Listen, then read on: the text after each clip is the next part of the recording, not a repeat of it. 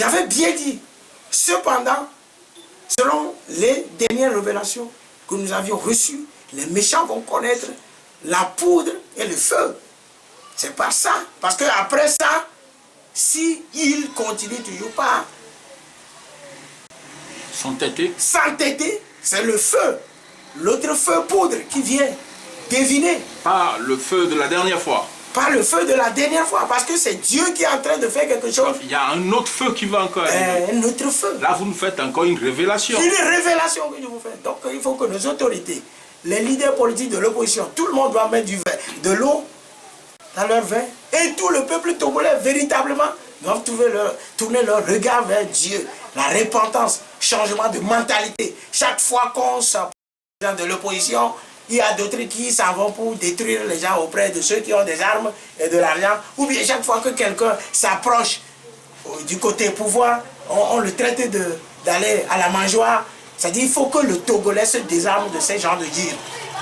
Et pour en finir, Dieu a dit qu'il a un plan précis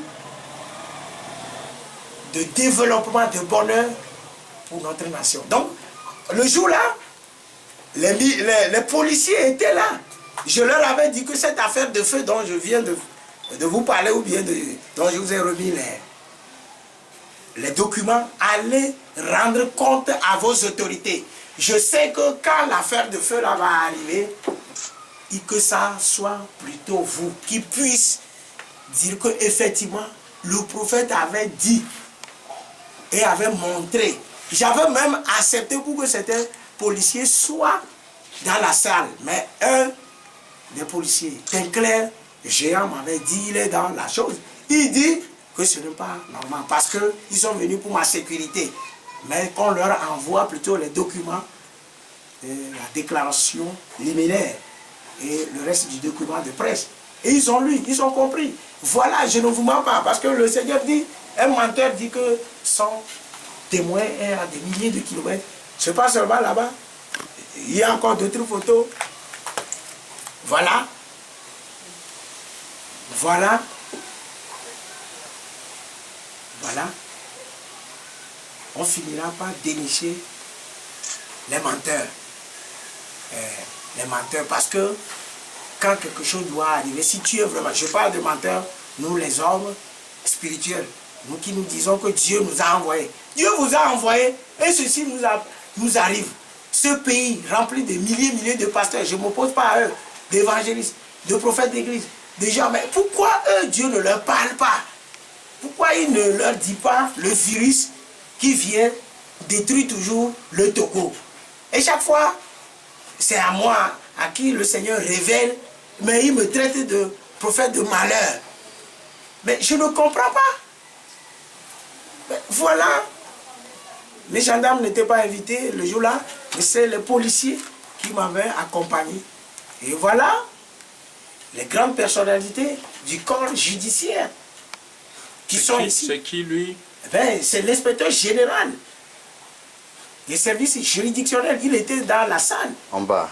Oui. Oui. Une autorité et qui est là. Et pour ne pas vous mentir, quand je suis de retour d'Agou, et je leur ai confirmé que c'est le feu, c'est l'inspecteur général des services juridictionnels, quelques professeurs d'université qui aiment la spiritualité, qui ont cotisé de l'argent pour me remettre, afin de faire la conférence là. C'est eux. Ils disent que non, eux ne peuvent pas être là. Et des choses comme ça vont être vues et on sera dans le silence. C'est ici le devoir de prouver, d'officialiser en quelque sorte que c'est Dieu, le Christ, qui doit conquérir le Togo, afin que quand un mal va venir, Dieu puisse, par son Fils Jésus-Christ, nous le révèle à travers ses prophètes. Donc, voilà, il y a M. Nsukwe du bloc d'action pour le changement. Ce parti qui a fait alliance avec UNIR, le tout premier parti politique, ils sont tous là. Le jour-là, l'ex-premier ministre Agome Kodjo Mensah n'était pas là. Il était en France. Mais au retour, je lui ai fait cas que Son directeur de cabinet était là. Oui, son protocole. Ouais. Et Romain était là dans la salle pour lui rendre compte. Et quand c'est fini, le 3 janvier, je suis parti lui dire que je vous ai invité, vous n'êtes pas venus, beaucoup ne sont pas là, mais après, quand l'affaire du feu là va venir, c'est sur toi qu'on va déposer la chose. Vous avez pris ça bien avant pour les inondations. C'est comme ça aussi que Dieu l'a montré. Pour les inondations. Vous avez prédit les inondations. Les inondations. Les donc, il y a 2-3 ans. Les inondations là qui ont conduit aux écroulements des ponts. Des ponts. Voilà aussi. Et à chaque fois que Dieu me montre, il y a mes disciples qui m'accompagnent, comme Daniel, Shadrach, Meshach, dans l'exécution, ou bien dans la vérification dans le corps des choses.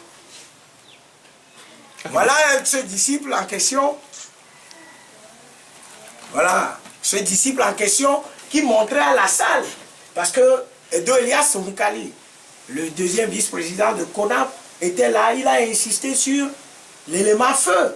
Là, que comment ça, c'est le feu vraiment ou bien c'est l'expression telle qu'on le dit, que quelqu'un a du chaud, a du feu. Monsieur le prophète, précisons bien que cette conférence a eu lieu avant le 8 décembre. Le 8 décembre. 2012. Alors qu'on a connu le premier incendie du marché de Kara le 10 janvier. Le 10 janvier. Et l'incendie du marché de Lomé le 12. Exact. Et vous, votre conférence était en décembre. En décembre. 2012. Le 8 décembre.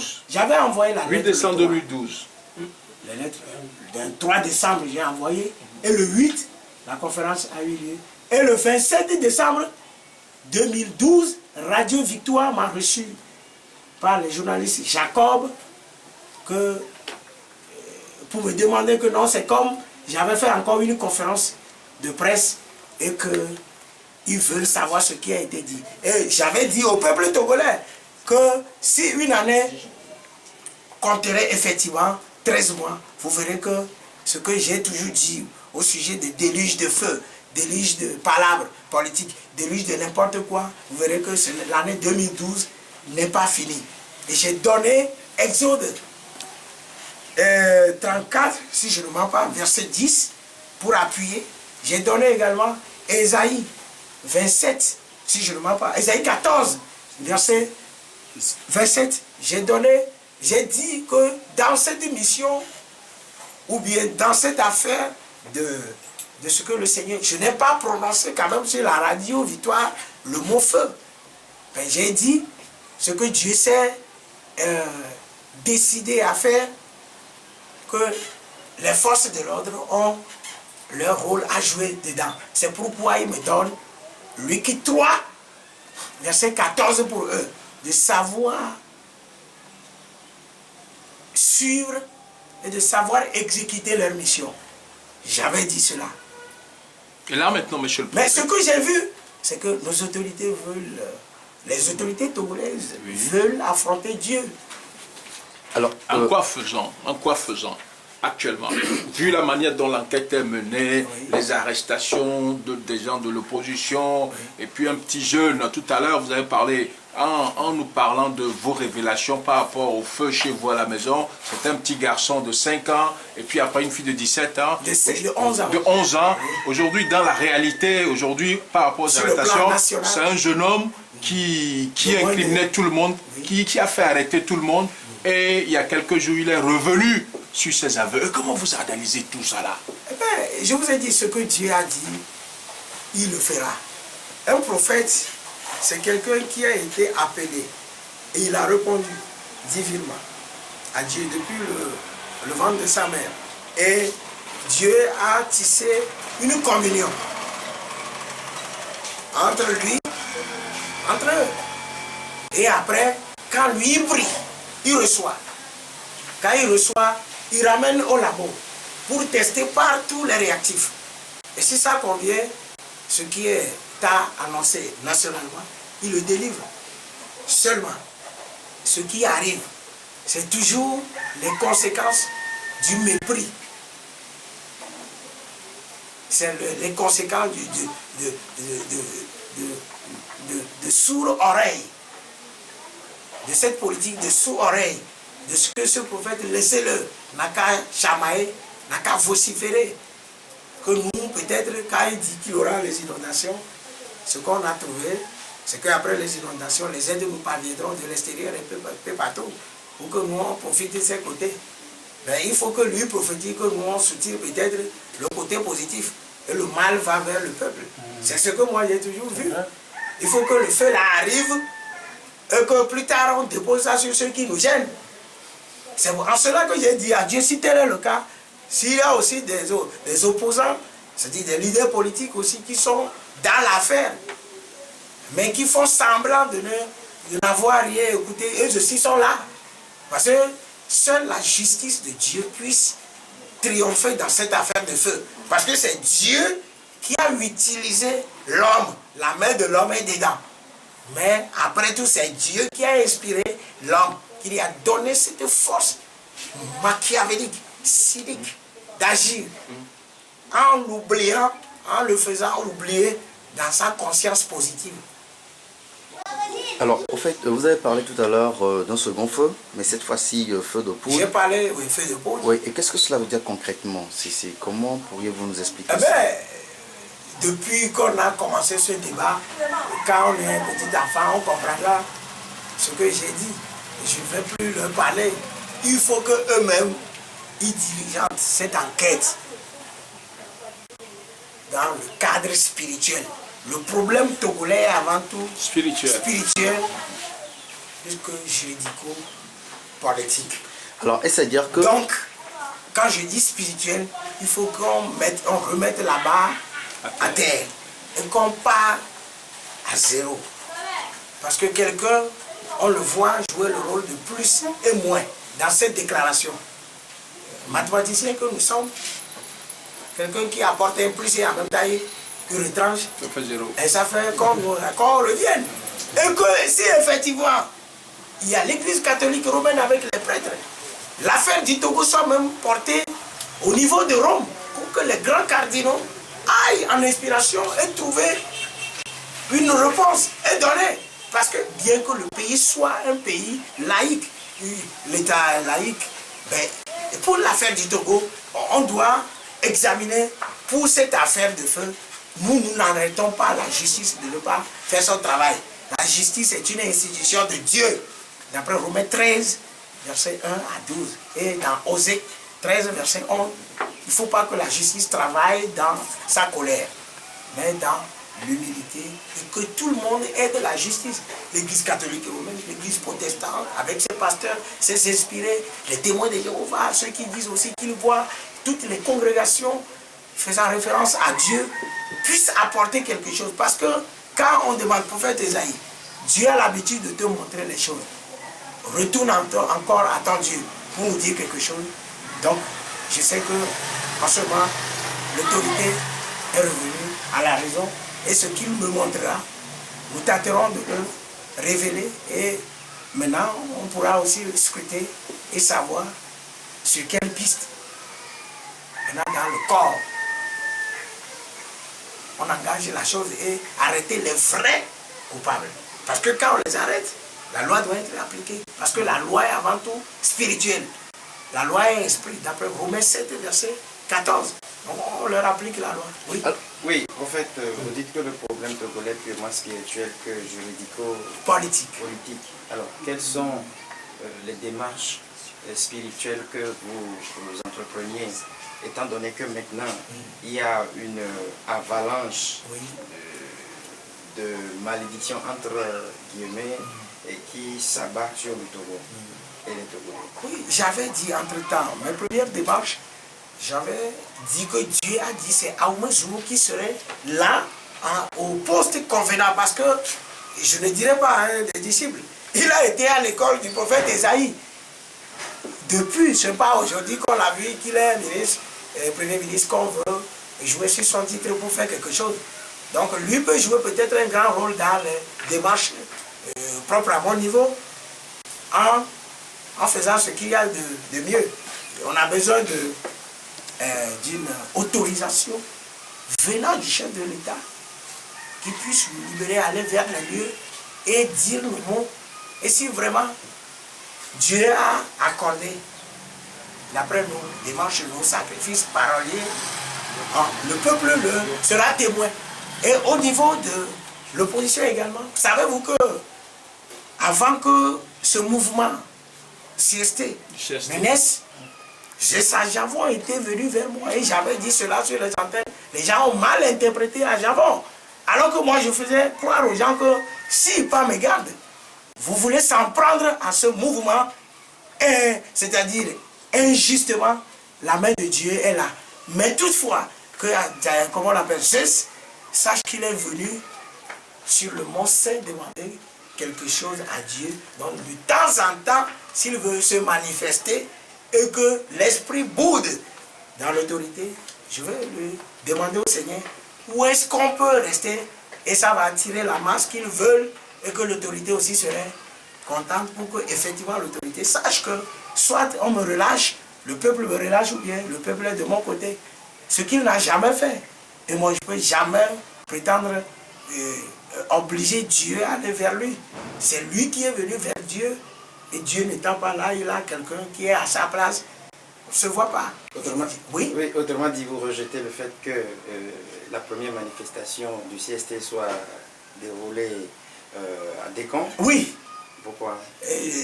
Parce que quand je me réfère directement au logo qui se trouverait par inspiration, j'ai dit, qui a reçu l'inspiration de mettre sur le petit bouquin là, la plateforme, le monument de l'indépendance. Parce que le problème c'est là-bas. C'est-à-dire le problème d'Ablon, c'est-à-dire tout le bas, c'est-à-dire beaucoup le flou. À un moment, c'est à Descamps que ça peut attirer les jardins. Le problème n'est pas à Descamps. Non, non. Le problème spirituellement est au niveau de la place du monument de l'indépendance. Oui. Et effectivement, quand vous avez... J'ai toujours expliqué tout ça aux amis. Mais le CST a fait une profession de foi là-bas.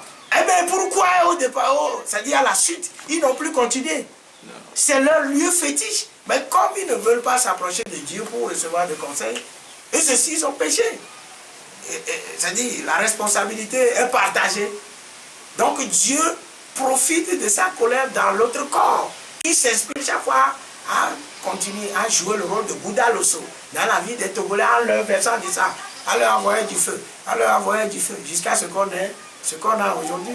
Alors, en fait, je ne comprends pas bien. Est-ce que c'est Dieu qui se manifeste en voyant peut-être le feu et les déluges et tout? Est-ce que c'est Dieu ou bien c'est Ablon? Exact, je vais vous expliquer. Là-bas, c'est un peu compliqué. Quand on dit Dieu vivant, c'est quand Dieu se retire qu'il vous laisse à Ablon. Donc ça dit que Dieu a agi en se retirant. En se retirant. C'est là son acte. On comprend maintenant. Et Dieu s'est retiré et les gens ont brûlé. Donc il a livré les Togolais à ceux qui les ont acceptés, à Bouddha Losso. Voyez-vous que hier on avait dit que ces femmes, on avait bloqué leur argent entre-temps. Et elles ont encore réactivé le sceau, c'est-à-dire Dieu qui est sceau. Tonnerre. Et elles ont cherché aussi à se mettre à nu.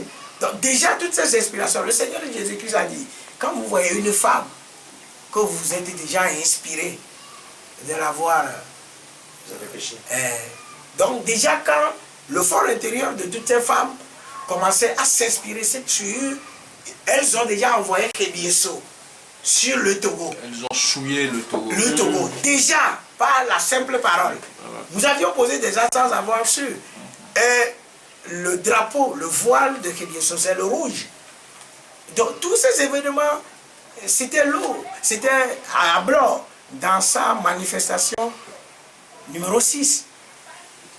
Donc, quand finalement, ça tombe sur le marché, il faut savoir que c'est ce que nous avions semé, que nous sommes en train de récolter. Alors, Pasteur, prophète, oui. Peut-être une dernière question. Oui, donc vous condamnez le fait que les femmes soient mises en rouge durant leur manifestation, c'est ça? Oui, je condamne. Est-ce que c'est une manière d'amplifier encore le mal. Et alors, cela vient de qui? Cela vient des premiers responsables qui ont quand même cette grâce de faire empêcher ces choses. Maintenant, qu'est-ce que vous proposez? Est-ce que, là d'ailleurs, j'ai deux préoccupations. Qu'est-ce que vous proposez maintenant? C'est ma première préoccupation. Est-ce que, sachant très bien étant prophète, que cette manière de concevoir les manifestations n'est pas bonne, est-ce que vous avez approché, est-ce que vous avez demandé à voir les premiers responsables pour attirer leur attention sur le fait que porter l'habit rose ou bien manifester là n'est pas bon et que ça ne donnera pas le fruit escompté?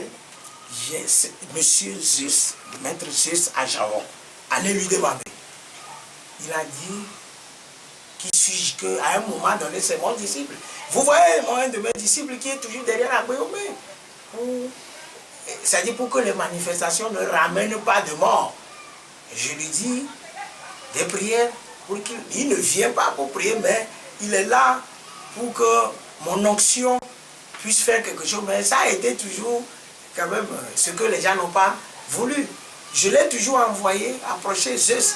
Il vient, il me rencontre. Oui, j'ai toujours dit à Agbéomé dit qu'il n'a pas la parole d'imposition. Tout ce que j'ai dit, bien je dis, Agbéomé est là. Et j'ai dit, s'il refuse d'insister, c'est lui qui prendra la charge. C'est lui qui paiera les pots cassés. Oui, prophète. Est-ce que vous ne voulez pas personnellement aller voir Zeus à Javon pour le bonheur des Togolais? Mais personnellement, j'avais rencontré Zeus chez Pacha quand il m'avait encore appelé pour lui expliquer que voilà, il est en prison. Les gens disent que quand son grand frère est parti en Israël, on lui a montré arc-en-ciel que d'autres interprètent le Torah à travers. Chez moi, le prophète Isaïe, qu'est-ce que c'est? Je lui ai expliqué que l'arc-en-ciel, c'est une mauvaise chose.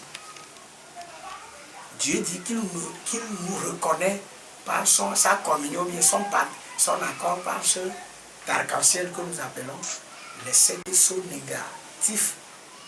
Les obénions, c'est le feu. Donc ce que le président est venu chercher sur la terre d'Israël physique, on lui dit qu'il fallait seulement traiter cette affaire de arc-en-ciel, qui est en même temps à blanc. Que s'il trouvait solution à ça, il aura de la rosée dans sa vie, bien qu'il soit ce roi Salomon à plusieurs femmes. Et c'est ces signes, 3 signes, que Dieu effectivement avec effort, il lui a parlé. Mais ceux qui l'ont suivi en tant que des spirituels ont mal interprété la chose. Oui, puisque nous avons entendu sur les ondes que certains confrères, journalistes qui l'ont accompagné, ont dit que c'était un bon signe. Non. C'est bon dans quel cadre? C'est bon, c'est parce que c'est cet impie qui lui est caché et qui n'est dévoilable que par Dieu. C'est bon parce que Dieu lui a démontré le mal du pays. Mais il faut qu'il s'attaque à ça maintenant. C'est ça. Ce n'est pas c'est-à-dire la chose dans son fond qui est le bien, le bon. Alors, prophète, dites-moi, par rapport au feu de poudre, je reviens je veux vous dire, est-ce qu'aujourd'hui, à vous entendre, est-ce que Dieu a abandonné le Togo? Jamais. Dieu n'a pas abandonné le Togo, mais Dieu a envoyé le feu pour nous punir. Oui. À en croire vos prophéties. C'est ça. Dieu a envoyé le feu pour nous punir. Oui. Maintenant, aujourd'hui, quelle est, disons, la solution, le remède là qu'il faut pour que le Togo avance? Je crois qu'aujourd'hui, l'objectif, c'est que nous devons avancer. L'objectif, j'avais dit ça dans la chair, c'est de mettre la balle à terre et faire un dialogue. Oui, vous n'avez pas répondu à ma première question. Est-ce que Dieu a abandonné le Togo? J'avais tout de suite répondu que jamais. Dieu mais ça ne l'a pas empêché de nous envoyer le feu. Non, vous posez cette question par rapport à quel moment? Vous me dites, non, posez-moi la question. C'est-à-dire, vous dites que est-ce que le Togo avait abandonné ou bien? Non. Est-ce que Dieu a abandonné le Togo? C'est ma question. Je ne dis pas que le Togo a abandonné. C'est-à-dire après ces événements ou bien? Non, le feu, c'est Dieu qui l'a abandonné parce qu'on ne suivait pas ce qu'il a dit. C'est ça. C'est pourquoi je dis, est-ce que Dieu a abandonné le Togo en envoyant le feu? Non, ce n'est pas. Ou bien c'est parce qu'on n'a pas voulu l'écouter qu'il a envoyé le feu? C'est parce que vous le méprisez, qu'il s'est retiré de ce qu'il retenait pour vous. C'est-à-dire, il y a quelque chose qui devait vous frapper. Mais il était en ce moment, ce défenseur-là, du mal là qui allait, c'est-à-dire, ce bouclier de ce feu qui ne se faisait pas voir. Mais il a montré à son prophète. On dit le prophète, Dieu ne fait rien sans avoir révélé ses secrets à ses serviteurs, les prophètes. Vous comprenez? Donc je ne suis pas, par exemple, un prophète d'église. Je ne suis pas d'église, je ne suis pas de dénomination. Mais je suis un prophète qui reçoit pour le peuple et les trônes. Si Dieu n'avait pas envoyé le feu là, c'est que Dieu ne nous aimait pas. Parce ça veut dire qu'il nous attendait un jour pour mettre le feu là où personne ne resterait même pour après tout en juger. Est-ce que je vous fais comprendre? Je vous fais comprendre. Oui, le fait que ça n'a pas touché à la vie humaine physiquement, c'est déjà un signe, un symbole que Dieu ne voulait pas à notre vie, à notre, à notre destruction. Ben, il nous envoie un message. Un message. Il faut le comprendre. Il faut le comprendre, mais qui est difficile. Malgré que l'homme soit dans le péché, il continue toujours de critiquer Dieu. Par exemple, la question que vous me posez, c'est comme Dieu, s'il est vraiment le Dieu positif, vivant, comment est-ce qu'il pourrait nous aimer poser de tels actes? Monsieur le prophète, est-ce que je vous comprendre? Au jour d'aujourd'hui, oui. Quel message vous adressez solennellement aux autorités, en particulier au chef de l'État? C'est d'écouter la voix du Seigneur qui gémit à sa porte, dans toute son humilité, que Dieu ne l'a pas. C'est Dieu qui l'a mis au trône dans sa colère, parce qu'il n'a trouvé personne après, et dans un nouvel esprit saint, et qu'il a voulu passer par lui pour ramener de nouvelles choses, en associant les anciens frères qui ont combattu depuis des années, mais qui eux aussi n'arrivent pas à retrouver leur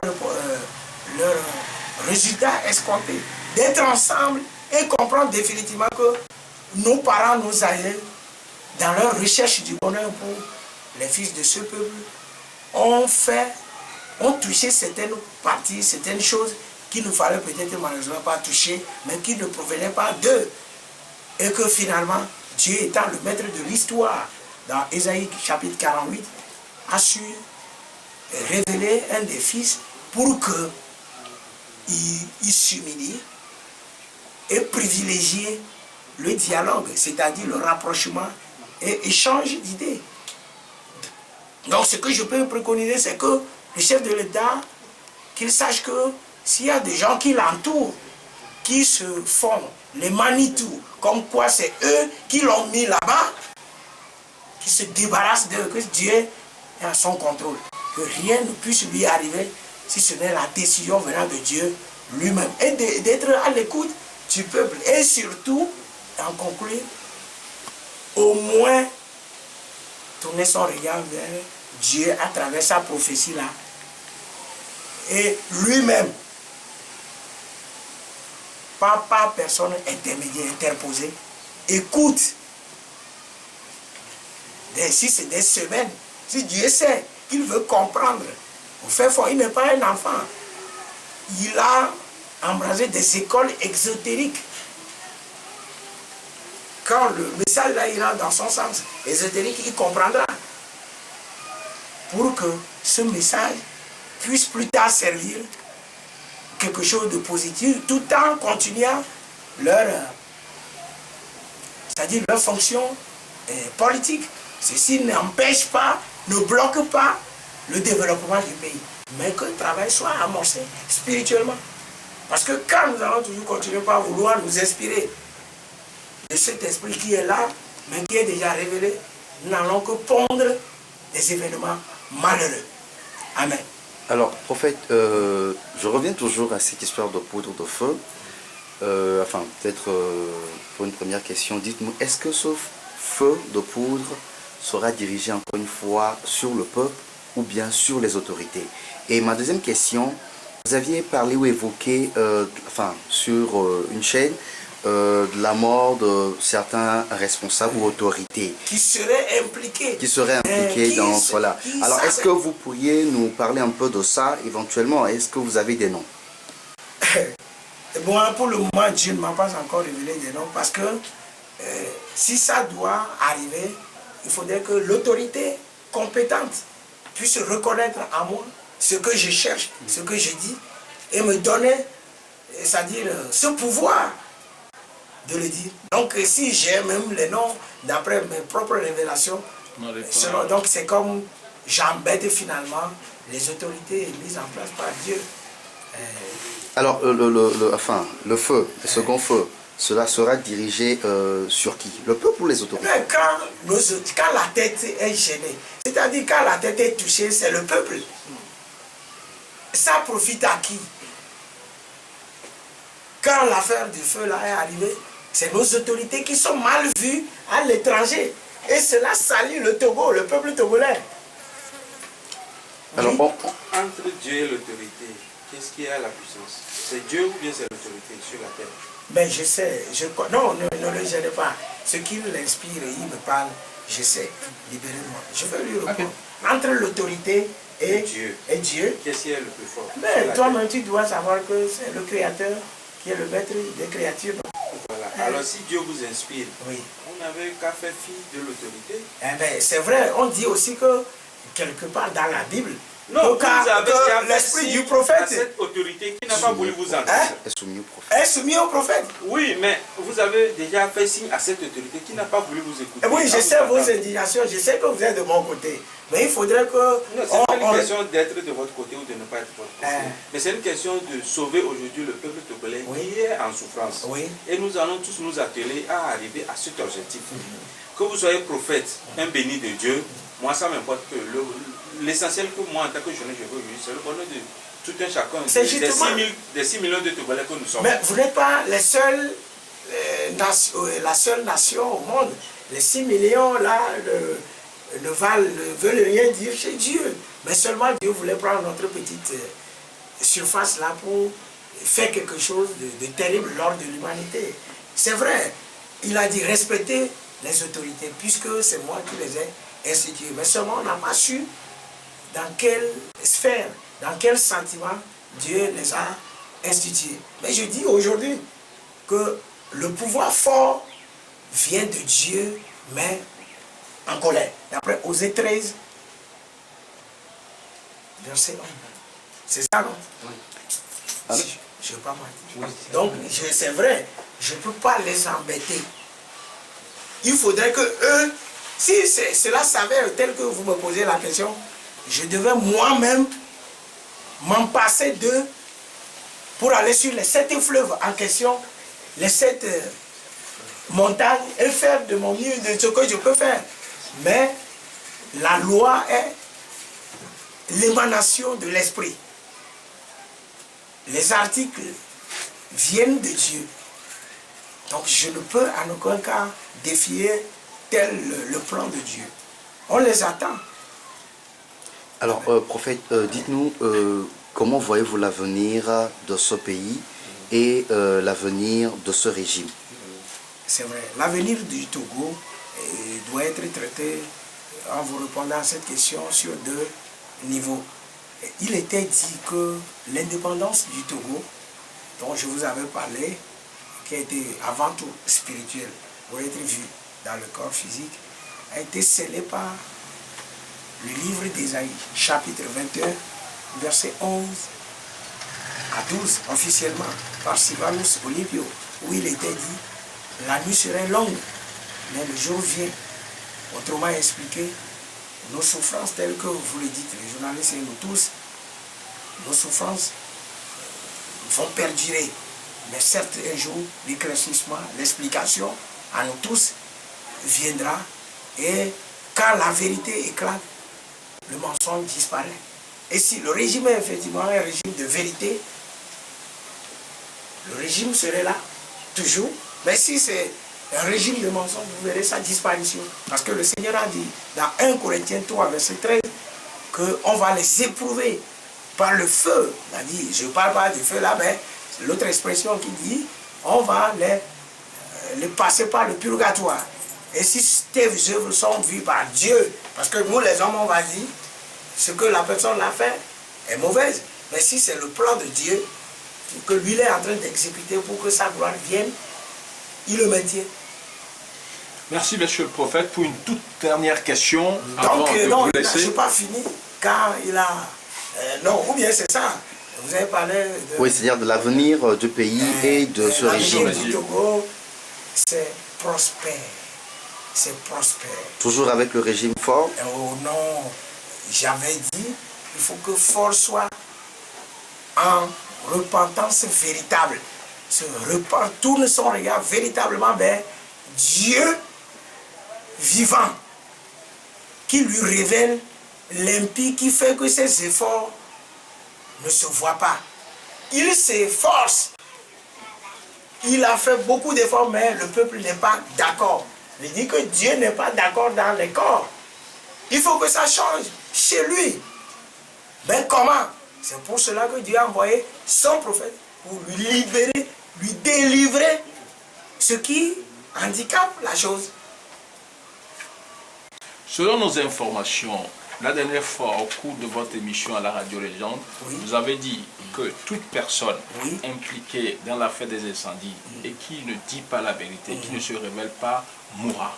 Est-ce que vous avez eu visite des officiers, selon certaines informations que vous avez eues, qui sont venus s'enquérir de cette information auprès de vous? Ça dit parfois, vous les journalistes, vous exagérez. J'ai reçu assez d'appels, des noms, mais les gens n'arrivent... Si peut-être c'est eux qui ont été après tout abordés par... C'est-à-dire vous les journalistes qui ont été abordés plus tard par ces officiers pour dire que non, moi j'ai appelé, mais je ne me suis pas fait identifier au prophète. Comme quoi, j'étais un officier supérieur et autre. Là, je n'ai pas reçu, du moins, quelqu'un, mais j'ai reçu les enfants, ou bien les petits frères du président Fort. Les enfants de Yassib et Yadema, on s'est vu, on a causé chez leur grand frère, second, Taï. Encore, on a causé de ce que eux aussi ont écouté mon émission.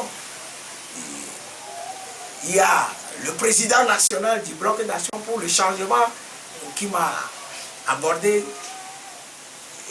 Péré, Daoupou Péré m'a appelé, toujours avec son secrétaire général, comme à Sewa Agoya, on a causé beaucoup. Seulement, les gens n'arrivent pas à s'identifier, mais ceux qui se sont identifiés pour que je sache que c'est un proche, voilà, sont là, c'est ça. Mais ma maison, devant ma maison, il n'y a pas de gens qui défient tel qu'on fait cette caricature. Une toute dernière question. Une dernière question, prophète. Beaucoup de gens se prédisent le chaos en 2015. Est-ce que, à votre niveau, c'est la même vision que vous avez? C'est la même vision avec une condition. Si ce n'est pas vision de chaos, parce qu'il faut parler de chaotique, mais c'est un si qui est là-bas. Si on doit continuer toujours dans cette pensée, dans cette vision de gérer la cité, les affaires de la cité, Dieu n'accepterait pas. Dieu n'accepterait pas. Il y aura le chaos. Il y aura le chaos. La dernière question. Oui. Monsieur le prophète. Oui, quel est votre dernier mot en tant qu'homme de Dieu, prophète de Dieu, à l'endroit du peuple togolais? Peuple togolais,